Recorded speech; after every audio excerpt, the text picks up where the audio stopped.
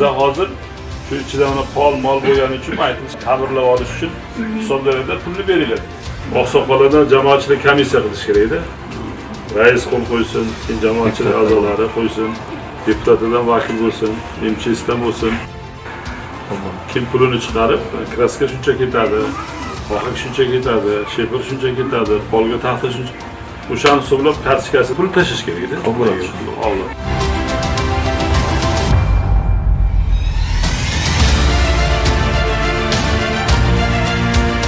Materiallarni buni olib beramiz. Shu yo'lda.